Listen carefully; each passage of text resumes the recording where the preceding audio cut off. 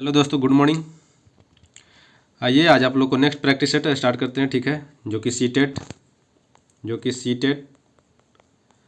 KVS super TET और भी TET के लिए आप लोगों को फायदेमंद होंगे, ठीक है, प्रीवियस ईयर क्वेश्चन के। तो आइए स्टार्ट करते हैं बिना टाइम गवाए, ठीक है। एक बच्चे की वृद्धि और विकास के अध्ययन की सर्वाधिक अच्छी विधि कौन सी है? तो सर्वाधिक अच्छी विधि जो है, देखिए, वृद्धि और विकास के अध्ययन के लिए, ठीक है। तो इसके लिए विकासीय विधि सबसे अच्छी मानी जाती है, ठीक है। तो इसका आंसर सी हो जाएगा। समाजीकरण वह प्रक्रिया है जिससे बच्चे व वयस्क सीखते हैं। क्या होते हैं? समाजीकरण मतलब कि सोशलाइजेशन जिसको बोल सकते हैं, समाजीकरण बोल सकते हैं। वह प्रक्रिया है जिससे बच्चे व वयस्क सीखते हैं। कैसे? परिवार से, विद्यालय से या श्रेष्ठ जनों से। तो ये क्या होता है? सबसे सही आंसर हो जाएगा आप लोग का ऑप्शन नंबर डी, ठीक है। समाजीकरण जो होता है परिवार से भी सीखता है, विद्यालय से भी और श्रेष्ठ जनों से, मतलब कि अपने से बड़े आदमी से भी बच्चे मतलब कि सीख सकते हैं, ठीक है। तो बच्चे में मतलब कि समाजीकरण आता है कैसे? तो अपने से बड़ों के साथ में रहने से, ठीक है। फिर परिवार के साथ में रहने से या फिर विद्यालय से। तो इसका सही आंसर हो जाएगा ऑप्शन नंबर डी। नेक्स्ट आइए, बच्चे के विकास के सिरस्थ सिद्धांत के अनुसार निम्न में से सत्य कथन है। सिरस्थ, इसको मतलब कि एक और बोल सकते हैं, शिरोध पदोन्मुखी भी बोल सकते हैं। क्या? शिरोध पदोन शिरोध सॉरी शिरोध शिरोध पदोन्मुखी जिसको बोल सकते हैं, ठीक है। इसी को बोलते हैं हम लोग सिफेलोकॉर्डल। क्या बोलते हैं? सिफेलोकॉर्डल बोलते हैं, ठीक है।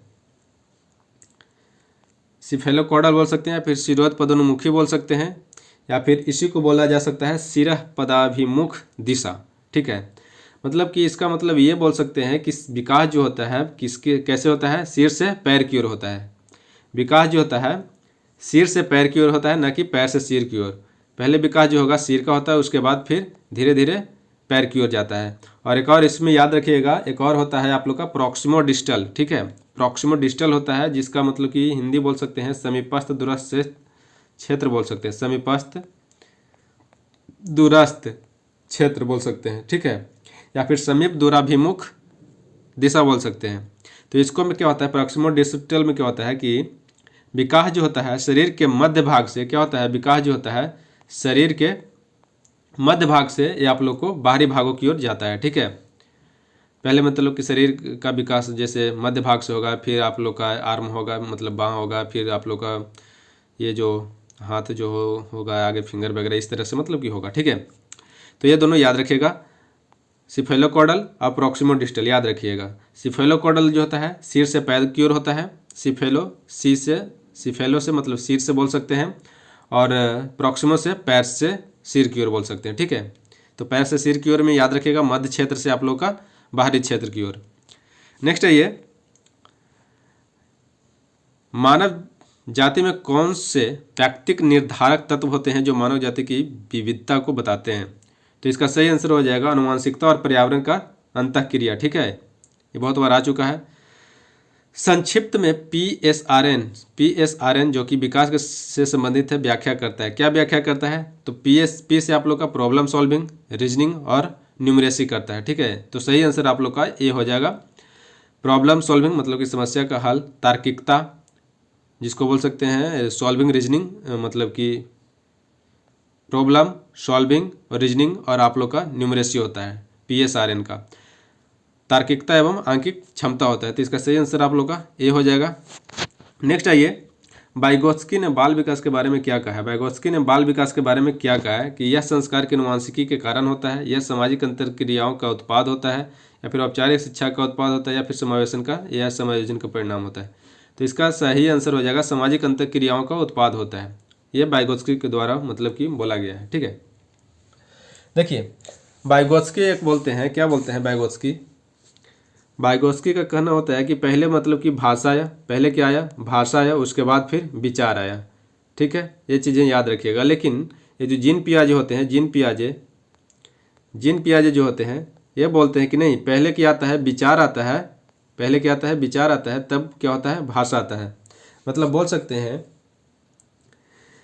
कि जीन पियाजे का मानना है कि पहले विचार आता है, बाद में विचारों को भाषागत रूप प्रदान किया जाता है। मतलब कि विचारों को भाषागत रूप प्रदान कर सकते हैं, विचार अपने विचार से भाषा को निर्माण किया जाता है, ठीक है। लेकिन वाइगोत्स्की उल्टा बोलते हैं कि पहले क्या आता है, भाषा, ठीक है। भाषा आने पर भाषागत रूप से विचारों को अभिव्यक्ति होती है। मतलब कि पहले भाषा व्यक्ति सीखेगा, उसके बाद विचार को खुद अभिव्यक्त कर सकता है। तो ये वाइगोत्स्की बोले थे और जीन पियाजे बोले थे क्या, पहले जो आता है क्या आता है आप लोग का विचार आता है, उसके बाद भाषा। और ये वाइगोत्स्की जो बोलते हैं पहले भाषा उसके बाद विचार आता है, ठीक है। गार्डनर ने 7 अभियोगिताओं का अधिमान निर्धारित किया है, इनमें से कौन सा नहीं है। तो इनमें से कौन सा नहीं है, तो ये भावनात्मक अभियोग नहीं है, बाकी सब है, ठीक है। नेक्स्ट आइए, अभियोगिता के संबंध में सही कथन क्या है। अभियोगिता के संबंध में सही कथन क्या है। संयोजन करने की क्षमता का नाम अभियोगिता है, सीखने की क्षमता का नाम अभियोगिता है, और संक्षिप्त तार्किकता, एब्स्ट्रैक्ट रीजनिंग की क्षमता जो लॉजिकल बोल सकते हैं का क्षमता का नाम जो है अभियोगिता है। तो इसमें से सभी हो जाएगा अभियोगिता के संबंध में, ठीक है। नेक्स्ट आइए, घटना और वस्तुओं के बारे में एक बच्चा तार्किक रूप से सोच सकता है। पियाजे के चरणों के संबंध में सही कथन है। कौन से सही कथन है, घटना और वस्तुओं के बारे में एक बच्चा जो है तार्किक रूप से क्या कर सकता है, सोच सकता है। तो आप लोग का आता है मूर्त संक्रियात्मक संचलात्मक प्रक्रिया बोल सकते हैं, कंक्रीट ऑपरेशनल बोल सकते हैं, ठीक है, या फिर इसी को बोल सकते हैं ऑपरेशनल स्टेज। और प्री ऑपरेशनल जो होता है प्रारंभिक जैसा आता है, ठीक है। और सेंसरी मोटर स्टेज, ये सब जो होता है आप लोग ध्यान में रखिएगा, जीन पियाजे के लिए 0 से 2 वर्ष का होता है। फिर प्री ऑपरेशनल स्टेज जो होता है आप लोग का 2 से 7 वर्ष होता है। कंक्रीट जो होता है 7 से 11 वर्ष होता है। और ये आप लोग का औपचारिक जो होता है मूर्त संक्रियात्मक अवस्था जिसको बोल सकते हैं 11 से 15 या फिर 16 ईयर का होता है, ठीक है। तो ये सब चीज़ें याद रखिएगा। नेक्स्ट आइए, सहयोगात्मक रणनीति की किस श्रेणी में महिलाएं निम्न में से संबंधित नहीं होती है।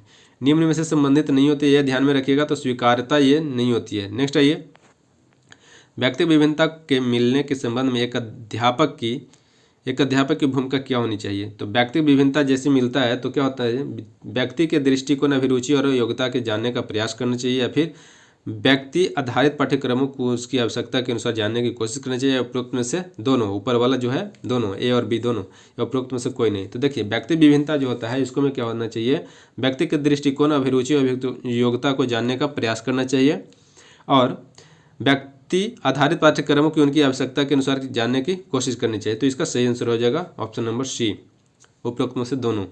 यदि एक बच्चे की मानसिक आयु, मेंटल एज जो है बोल दिया है कि 5 वर्ष है, और फिर आप लोग का वास्तविक आयु सीए जो है क्रोनोलॉजिकल एज जो है आप लोग का 4 वर्ष दे दिया है, बोल दिया कि आईक्यू लेवल कितना होगा बच्चा का।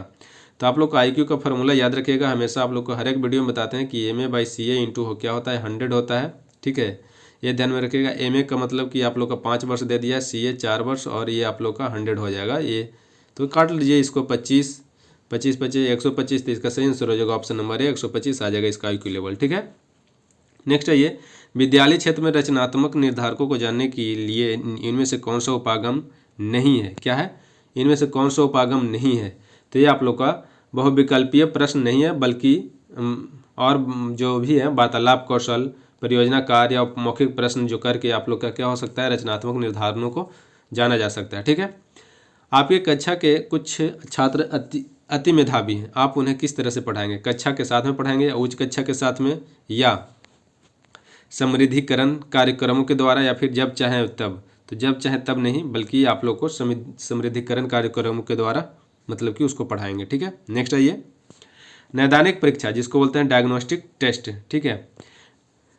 नैदानिक परीक्षा में डायग्नोस्टिक टेस्ट का मतलब ये होता है कि पहचान करना, ठीक है। तो मतलब कि अकादमिक कठिनाइयों को कारण का क्या करना है, पता लगाना, ठीक है। तो इसका सही आंसर हो जाएगा ऑप्शन नंबर सी। विशेष शिक्षा संबंधित है मेधावी छात्रों के शिक्षा से, या फिर कम योग्य छात्रों के लिए शिक्षा से, या फिर शिक्षकों के लिए प्रशिक्षण से, या पिछड़ी बुद्धि के छात्रों के प्रशिक्षण से। तो विशेष शिक्षा जो है आप लोग को कम योग्य छात्रों के लिए शैक्षिक कार्यक्रम से है, ठीक है। नेक्स्ट आइए,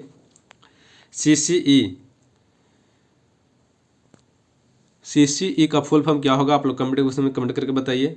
CCE में औपचारिक और योगात्मक निर्धारण का कुल मूल्य होता है कितना, 40 और 60% का होता है, ठीक है। 40% जो होता है औपचारिक होता है, मतलब कि और आप लोग का योगात्मक जो होता है 60% होता है। नेक्स्ट है ये शिक्षा में विकास को लेकर फ्रोबेल का मुख्य योगदान क्या है? तो ये आप लोग का बालवाड़ी होता है, ठीक है। इनका जो मुख्य योगदान था फ्रोबेल का, ये बालवाड़ी मतलब कि खेल विधि बोल सकते हैं, खेल के मतलब कि खेल विधि के प्रतिपादन और फिर किंडरगार्टन विधि के प्रतिपादन यही है, ठीक है, फ्रोबेल है। तो ये बालवाड़ी जो होता है बच्चे के लिए खेल के बारे में बोल दिया है कि बाल का मतलब कि बालक और बाड़ी का मतलब कि खेलने का मैदान जिसको बोल सकते हैं, ठीक है। तो इस पे इनका मुख्य योगदान था। नेक्स्ट है ये, इनमें से कौन सा अनुच्छेद यह कहता है कि धर्म और भाषा के आधार पर आधारित अल्पसंख्यक अपने अनुसार शिक्षा संस्थानों को स्थापित कर चला सकते हैं, ठीक है।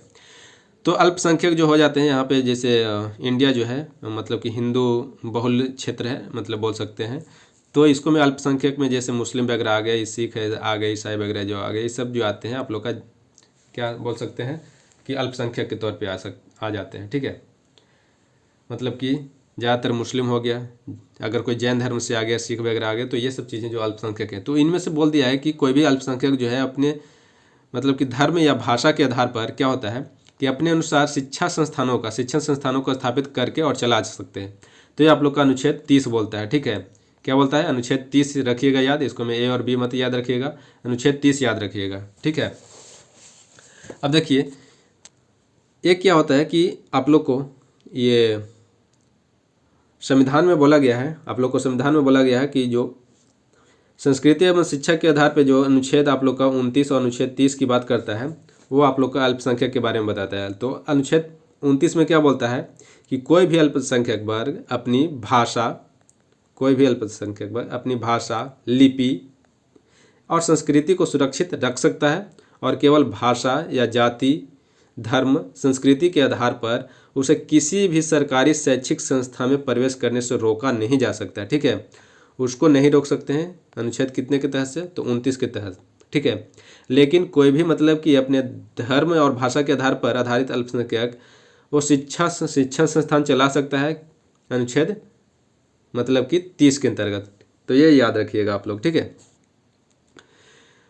नेक्स्ट आइए, यदि एक बच्चा मतलब कि एक बच्चा जो है, आइए आप लोग को पहले वाला हिंदी का है कि एक बच्चा जो है इसको क्या बोल सकते हैं, 16 को 61 लिखता है और 6 को मतलब कि डी लिखता है। 6 अगर इस तरह से लिख सकते हैं तो इसको डी लिखता है, ठीक है। और इसको 16 को 61 लिखता है, ठीक है।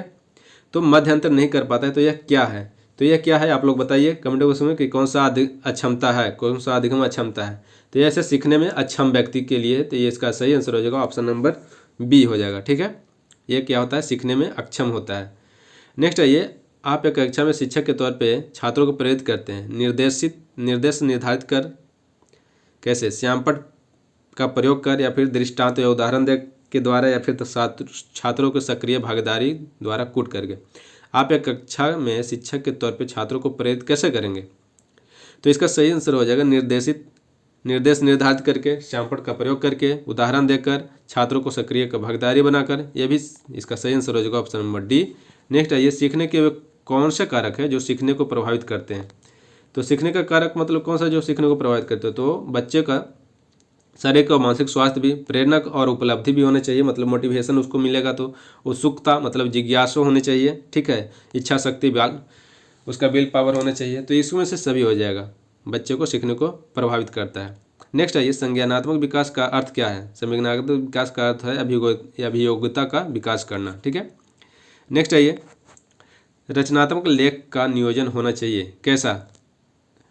केवल उन छात्रों के लिए जो कक्षा स्तर पर पढ़ते हैं, केवल उन छात्रों के लिए जो लंबे वाक्य को लिखते हैं, केवल उन छात्रों के लिए जो समाचार पत्र के लिए लिखना चाहते हैं, या सभी छात्रों के लिए?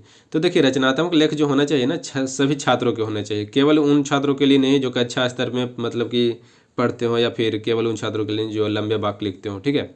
तो सभी छात्रों के लिए होना चाहिए इसका आंसर। नेक्स्ट है, एक मेधावी छात्र अध्ययन में बेहतर उपलब्धि हासिल नहीं कर पा रहा है। नहीं पे ध्यान दीजिएगा वहाँ क्वेश्चन में, क्योंकि सीटेट है, आप लोग को घुमा देता है, और भी KVS वगैरह जो होता है ये और ज़्यादा घुमाता है। तो कोई भी जो है जो भी सेटर रहता है, क्वेश्चन सेट करने वाला, या आप लोग को मतलब घुमाने के चक्कर में रहता है, तो आप लोग ध्यान में रखिएगा। नहीं जो दे देगा सबसे लास्ट में दे देगा, ठीक है, ये बीच में दे दिया है। तो देखिए, एक मेधावी छात्र अध्ययन में बेहतर उपलब्धि हासिल नहीं कर पा रहा है, शिक्षक को निम्न में से उसके लिए कौन सी गतिविधि अपनानी चाहिए? उसके बेहतर प्रदर्शन की प्रज्ञा, उसकी कमी उपलब्धि का कारण पता करना, या फिर उसी परीक्षा में कृपांक देना, या फिर उसे अभिभावक से कहना, या फिर वह उसे स्कूल में से निकाल ले। नहीं, कोई भी मेधावी छात्र जो है अगर अध्ययन किया और उपलब्धि उसको जो रिजल्ट जो आया वो मतलब कि अच्छा नहीं कर पाया, तो उसको पता लगेगा ना कि उसकी कमी क्या है, उपलब्धि का कारण आखिर कम उपलब्धि लाया मतलब कि कम मार्क्स लाया, आखिर क्या है, कारण क्या है, तो उसको पता लगाएंगे, ठीक है, ना कि उसको घर से बाहर निकाल देंगे, मतलब कि क्लास से बाहर निकाल देंगे। तो इसका सही आंसर होगा ऑप्शन नंबर बी। नेक्स्ट आइए, अगर वीडियो अब तक अगर चैनल सब्सक्राइब नहीं किया तो सब्सक्राइब कर लीजिए और लाइक कर दीजिए, ठीक है। देखिए नेक्स्ट है, वे कौन से बाह्य कारक हैं जो एक बच्चे को कक्षा में रुचि लेने से रोकता है? भावना और मनोभाव, संस्कृति और प्रशिक्षण, बच्चे का दृष्टिकोण, लक्ष्य और प्रयोजन। तो इसका सटीक आंसर जो हो जाएगा संस्कृति और प्रशिक्षण जो है, आप लोग जो ये बच्चे को क्या करता है, कक्षा में रुचि लेने से रोकता है। शब्द आइडेंटिकल एलिमेंट्स मतलब सामान्य तत्व निम्न में से गहन संबंध किससे रखता है? तो आइडेंटिकल एलिमेंट जो होता है अधिगम स्थानांतरण से रखता है, ठीक है। जैसे देखिए, कोई बच्चा अगर मतलब कि बाइक चलाना सीखता है, ठीक है, बाइक चलाया, उसके बाद वो कार चलाने को मिल गया, तो ये जो बाइक चलाने के काम जो ये जो अपना अधिगम जो है ये इसको में यूज करता है, तो ये क्या होता है, अधिगम स्थानांतरण हुआ, मतलब कि इसको बोल सकते हैं धनात्मक स्थानांतरण, पॉजिटिव स्थानांतरण बोल सकते हैं, ठीक है। तो ये क्या होता है, आइडेंटिकल एलिमेंट में क्या होता है, अधिगम जो होता है स्थानांतरण होता है, ठीक है, उससे संबंध रखता है। क्लासिकल स्थिति का प्रतिपादक कौन था? तो क्लासिकल कंडीशनिंग जिसको बोल सकते हैं, तो ये पावलोव के लिए थे, आईपी पावलोव, इवान पावलोव थे, बोल सकते हैं इसको, ठीक है, पावलोव, इनके द्वारा क्लासिकल कंडीशनिंग या फिर शास्त्रीय अनुबंधन सिद्धांत या फिर अनुकूलित अनुबंधन सिद्धांत बोला जा सकता है, इसके प्रतिपादक हैं, ठीक है। स्किनर का क्या था, आप लोग कमेंट बॉक्स में कमेंट करके बताइए। थॉर्नडाइक का प्रयत्न एवं भूल का सिद्धांत जिसको बोल सकते हैं, प्रयास एवं त्रुटि का सिद्धांत या फिर ट्रायल एवं एरर थ्योरी, थॉर्नडाइक का, ठीक है। वाटसन को क्या बोला जाता है, मतलब कि मनोविज्ञान का या फिर कौन से मनोविज्ञान का मतलब कि प्रतिपादक माना जाता है, ये आप लोग कमेंट बॉक्स में कमेंट करके बताइए। नेक्स्ट आइए, यह कहा जाता है कि शिक्षक को संसाधन संपन्न होना चाहिए, इसका अर्थ क्या है? तो शिक्षक को संसाधन संपन्न होना चाहिए, इसका मतलब ये नहीं कि धन दौलत होनी चाहिए उसके पास मतलब कि पैसे बहुत ज़्यादा होने चाहिए, नहीं, उसके पास क्या होना चाहिए कि उसे पर्याप्त ज्ञान होना चाहिए ताकि छात्रों को समस्याओं को हल कर सके और उसको समझा सके और बता सके, ठीक है। तो ये होना चाहिए कि शिक्षक को संसाधन में संपन्न का मतलब ये, ना कि मतलब कि उसके पास ज़्यादा धन संपत्ति होगा या फिर उच्च अधिकारी को से ज़्यादा मतलब कि जान पहचान होगा, ठीक है, तो ये सब चीज़ें नहीं होनी चाहिए। नेक्स्ट आइए, इनमें से कौन सा प्रयोजन प्राथमिक प्रयोजन कहलाता है? तो प्राथमिक प्रयोजन जो होता है, मानसिक प्रयोजन को प्राथमिक प्रयोजन नहीं बल्कि शारीरिक प्रयोजन को प्राथमिक प्रयोजन कह सकते हैं, ठीक है। तो इसका सही आंसर होगा ऑप्शन नंबर बी। तो दोस्तों आज के लिए इतना ही, वीडियो अच्छा लगा हो तो शेयर करते रहिए अपने दोस्तों में, ठीक है। मिलते हैं फिर नेक्स्ट वीडियो में, तब तक के लिए धन्यवाद।